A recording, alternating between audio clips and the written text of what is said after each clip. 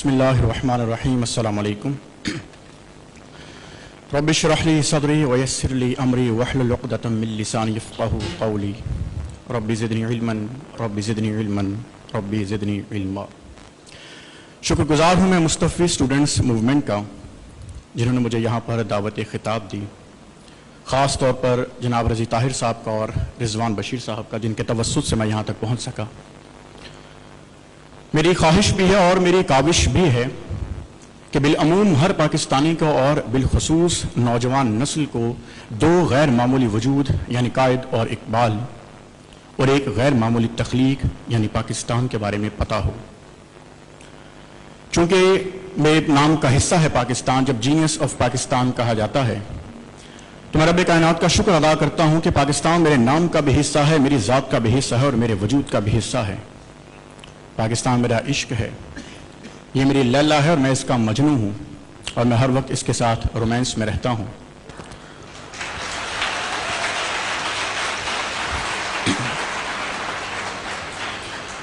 کھڑے تھے ہم بھی تقدیر کے دروازے پر، کھڑے تھے ہم بھی تقدیر کے دروازے پر، لوگ دولت پہ گرے ہم نے وطن مانگ لیا۔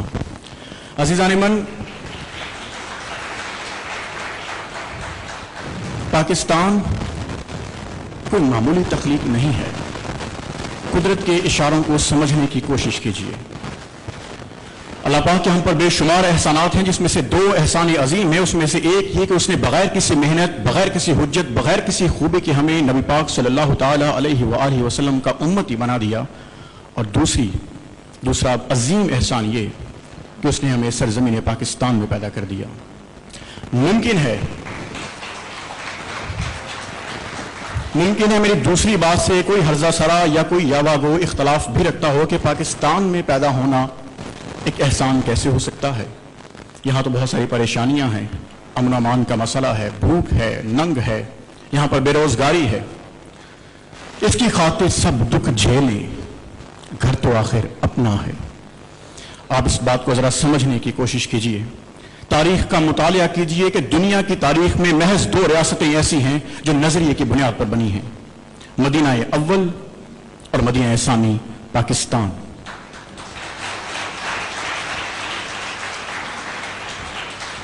14 اگست 1947 کو پاکستان بنا، لیکن اس بات کو سمجھیے کہ پاکستان نزول قرآن کی رات 27ویں رمضان المبارک کو بنا۔ یہ لا الہ الا اللہ کے نعرے پر بنا، یہ اسلام کے نام پر بنا۔ قدرت کے اشاروں کو سمجھیے۔ آپ لوگ اگر لغت سے شغف رکھتے ہیں تو اس بات کو سمجھیے کہ مدینہ طیبہ عربی زبان کے الفاظ ہیں، جس کا مطلب ہے مدینہ یعنی کہ رہنے کی جگہ یا شہر، طیبہ پاک صاف، اور پاکستان فارسی زبان کا لفظ ہے، پاک یعنی پاک صاف، استان رہنے کی جگہ۔ اب آپ عربی میں لکھیے پاکستان کو، اب آپ مدینہ طیبہ کو اگر فارسی میں لکھیں تو لکھا جاتا ہے پاکستان، اور پاکستان کو اگر عربی میں لکھیں تو لکھا جاتا ہے مدینہ طیبہ۔ یہ کوئی حسن اتفاق نہیں۔ آپ تھوڑا سا آگے بڑھ جائیے، لغت سے آگے بڑھیں گے تو جغرافیہ کا دامن تھامیے۔ آپ دیکھیں گے کہ خانہ کعبہ کے 4 رکن ہیں، ہم سب جانتے ہیں الحمدللہ۔ ایک ہے رکن یمنی جہاں پر حجر اسود نصب ہے۔ محل وقوع کے اعتبار سے دیکھیے، پاکستان عین اس جگہ پر واقع ہے کہ جب ہم سجدہ کرتے ہیں تو ہمارا سجدہ عین رکن یمنی کی جانب ہوتا ہے، حجر اسود کی جانب ہوتا ہے۔ یہ بھی کوئی حسن اتفاق نہیں ہے۔ اب اسی جغرافی کو پکڑ کے رکھیے اور مطالعہ کیجیے اس حدیث مبارکہ صلی اللہ تعالیٰ علیہ وآلہ وسلم کے مفہوم کا، جس میں نبی پاک صلی اللہ تعالیٰ علیہ وآلہ وسلم مختلف اطراف میں اشارہ کر کے فرما رہے ہیں اور کچھ پیشن گوئیاں بتا رہے ہیں، اور آپ یہ فرما رہے ہیں کہ یہ عرب ہے، مجھے یہاں سے منافقت کی بو آتی ہے۔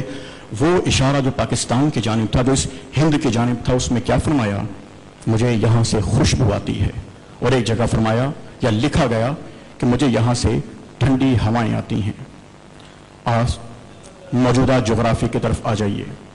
There are 208 countries on the map of the world, and among them just 24 are developed countries and 184 are underdeveloped countries including Pakistan۔ میں نے ابھی لفظ استعمال کیا 24 ترقی یافتہ ممالک، 24 نیوکلیئر پاورز نہیں، نیوکلیئر پاورز 7 ہیں، اور اس میں سے مسلمان محض 1 ہے۔ یعنی اللہ پاک نے آپ کو یہ بتا دیا ہے کہ مسلم امہ کے سردار اس دنیا میں آپ ہیں۔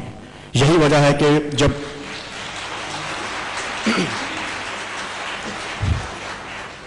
ایٹم بم سے چاغی کا پہاڑ پاکستان میں لال ہوتا ہے اور ہمارا فلسطینی بھائی للکار دیتا ہے اسرائیلی فوجی کو کہ اب ہم پر ظلم مت کرنا، اب ہمارے پاس بھی ایٹم بم ہے۔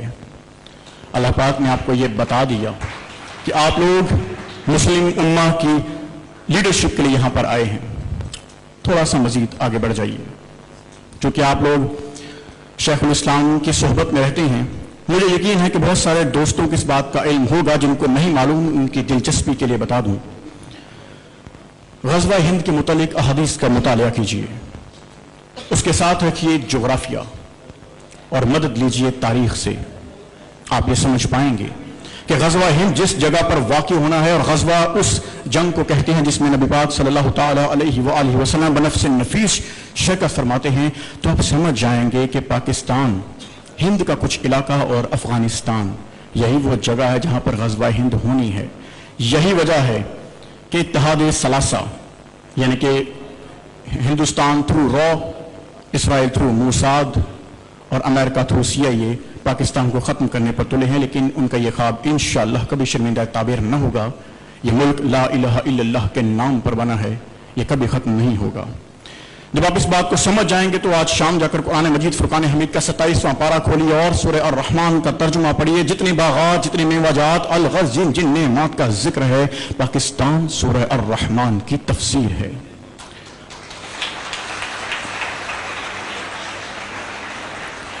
اور جب آپ قرآن مجید کو بھی پڑھ چکے تو یہ سمجھنا مشکل نہ ہوگا۔ ان الفاظ کو صرف لفاظ مت سمجھیے گا، میں آپ کو لافانی سچ بتا رہا ہوں کہ پاکستان اتنا ہی بڑا معجزہ ہے جتنا حضرت صالح علیہ السلام کی اونٹنی کا معجزہ ہے۔ اس قوم نے اس معجزے کی عزت نہیں کی تو برباد ہو گئی۔ ہم اس تحفے کی بے توقیری کر رہے ہیں تو ذل و رسوا ہو رہے ہیں۔ ہم سب لوگ اپنی ماؤں سے بہت محبت کرتے ہیں اور اس کے بارے میں کوئی گالی نہیں سن سکتے، کیونکہ وہ ہمیں اپنے سینے سے دودھ پلاتی ہے اور ہم کڑیل جوان ہو جاتے ہیں۔ لیکن یاد رکھیے، وہ ماں ہمارے مرنے کے بعد کچھ نہیں کر پاتی۔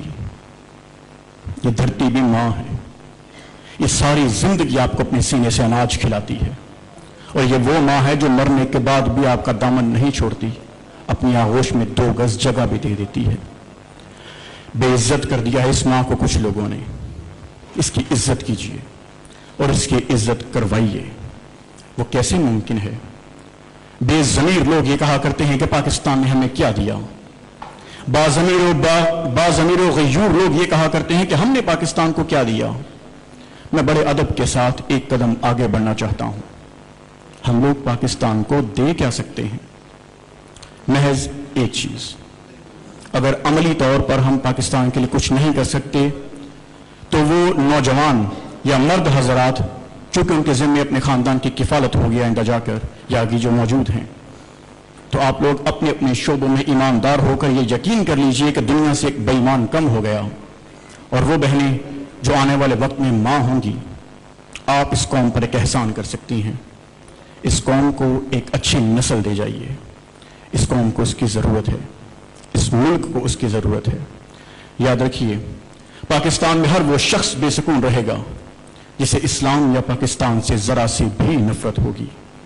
صوفی برکت صاحب کا جملہ ضرور کوٹ کروں گا، جو ابھی میرے بھائی نے بھی کچھ دیر پہلے بولا کہ وہ وقت دور نہیں ہے جب UNO اپنے فیصلے پاکستان سے پوچھ کر کیا کرے گا، اور انہوں نے فرمایا کہ ہم تو نہ ہوں گے، لیکن اگر ایسا نہ ہوا تو ہماری قبر پر آ کر تھک جانا۔ عزیزان من، میں ایک چیز آپ کے ساتھ ضرور شیئر کر کے جاؤں گا، اگرچہ میں آپ کا بہت وقت لے چکا، اور اس سے پہلے کہ میں نگاہوں میں شرمندگی کی رسم ادا کرتے ہوئے اسٹیج کو خیر بات کہوں، میں پورے وقار کے ساتھ یہاں سے جاؤں گا۔ ایک بات ضرور سمجھ لیجئے، ہمارے ملک کے اوپر جو بیرونی یلغار ہے اس کا جواب ہم ہی کو دینا ہے۔ ایک واقعہ جو اپنی والدہ کے حکم پر میں آپ سے شیئر کرنے جا رہا ہوں۔ 3 بار ہندوستان کو ہرانے کا اللہ پاک نے شرف عطا فرمایا، لیکن جب ہندوستان کا میرا مقابلہ جینیس آف انڈیا کے ساتھ ہوا تو ان کا جو ٹاپک تھا اس نے کلچر کو چوز کیا۔ آپ سوچ نہیں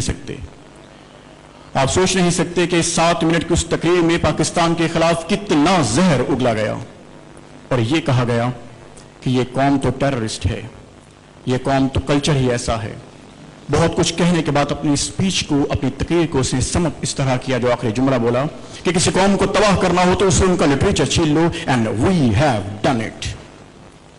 اس بات نے یقیناً مجھے آگ لگائی. اور جب کانفرنس ختم ہونے کے بعد میں نے اس سے پوچھا, mister genius of India, what does it mean by we have done it?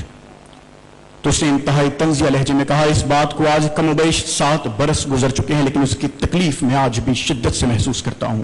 آپ بھی محسوس کیجئے گا اور کوشش کیجئے گا کہ اس بات کا جو مقصد ہے وہ سمجھیں اور آگے تک پہنچا دیجئے. اس نے کہا, مسٹر جینیس آف پاکستان, اس سے بہتر, مجھ سے بہتر یہ بات آپ جانتے ہیں, آپ کے ملک کی خواتین ہمارے لباس پہنتی ہیں. آپ کے ملک کے بچوں کے ہیرو شاہ رخ خان اور سلمان خان ہیں. آپ کے ملک میں جو ساڑی بکتی ہے وہ کم ساڑی ہوتی ہے, اور جو بندے بکتے ہیں وہ پاروتی بندے کے نام پر بکتے ہیں. آپ کے بچے ہندی کے الفاظ بولتے ہیں. اندرا گاندھی نے 1971 میں کہا تھا کہ ہم پاکستان کو اب اسلحے سے نہیں ماریں گے, ہم ان کا لٹریچر چھین لیں گے, ان کا ادب چھین لیں گے, ان کی تہذیب و ثقافت چھین لیں گے. So I have all the rights to say that we have done it. میں خاموش ہوا. وہ چلا گیا. میرے بڑے بھائی نے مجھ سے یہ سوال پوچھا کہ تم نے جواب کیوں نہیں دیا؟ تو میں نے ان سے صرف ایک بات کہی کہ میں بس ایک بار لاجواب ہوا. پوچھا جب کسی نے, کون ہو تم؟ وہ بات صحیح کہہ گیا. چونکہ وقت نہیں ہے, میں چاہوں گا کہ یہ باتیں بہت ساری آپ کے ساتھ شیئر کر سکوں. مجھے 5 بجے ایک ٹی وی پروگرام میں اپیئر ہونا ہے. میں اپنی بات کو ختم کر کے ایک میسج کے ساتھ آپ سے رخصت چاہوں گا, اور انشاءاللہ کسی اور فورم پر آپ سے ملاقات ہوئی تو مزید آپ سے کچھ ایکسپیرینس شیئر ضرور کروں گا. چونکہ تحریک جوانان پاکستان, جس کا میں وائس پریزیڈنٹ ہوں, اور ہماری پوری تحریک کا بھی وہی مقصد ہے جو آپ کا ہے, دس از ڈن, ووٹ فار نن.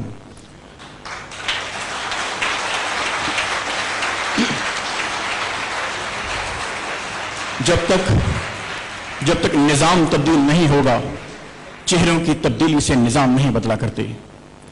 دنیا کی تاریخ میں بہت سارے انقلاب دیکھے ہیں, بہت سارے نظام دیکھے ہیں. کبھی ہم نے دیکھا capitalism, socialism, communism, fascism, Nazism, utopism کی باتیں ہوتی رہیں. کبھی مکسڈ اکانومی کی بات ہوتی ہے, کبھی ڈیموکریسی کی بات ہوتی ہے, اور کبھی ڈکٹیٹرشپ کی بات ہوتی ہے. جس نظام نے اس دنیا کو نجات دلانی ہے وہ اسلامکزم ہے. اور وہ کس طرح ہے؟ اگر آپ لوگوں میں سے کوئی تاریخ پڑھتا ہے تو وہ یہ جانتے ہوں گے کہ جب کمیونزم کا خاتمہ ہوا اور کیپٹلزم نے اس کی جگہ لی تو دنیا میں ایک واویلا مچا دیا گیا کہ جناب یہ تو سب سے بہترین نظام آ گیا ہے, اب دنیا کے مسائل حل ہو جائیں گے. امریکہ اس کا سب سے بڑا دائی تھا, اور آپ یہ جانتے ہوں گے کہ اس وقت امریکہ سب سے زیادہ مقروض ملک ہے. آج کمیونزم ختم ہو چکا, کیپٹلزم اپنی آخری سانسیں لے رہا ہے. تو مغرب بھی جس نظام کی طرف بڑھ رہا ہے وہ اسلام ہے, اور اسلامی جمہوریہ پاکستان اسلامی نفاذ کے لیے بنا ہے. تحریک جوانان پاکستان آپ کے ہر قدم پر آپ کے ساتھ ہوگی انشاءاللہ. جس وقت آواز لگائیں گے ہم اپنی پوری قوت کے ساتھ, جتنے جوگے ہیں ہم آپ کے ساتھ ہوں گے انشاءاللہ. آپ ہمارا ساتھ اپنے ساتھ پائیں گے. ایک بار پھر میں شکر گزار ہوں آپ کی انتظامیہ کا کہ جنہوں نے مجھے اتنا وقت دیا, اور داد دیتا ہوں آپ لوگوں کے حوصلے کی کہ آپ نے مجھے اتنی دیر برداشت کیا. اللہ پاک آپ سب کو آسانیاں عطا فرمائے اور آسانیاں تقسیم کرنے کا شرف عطا فرمائے.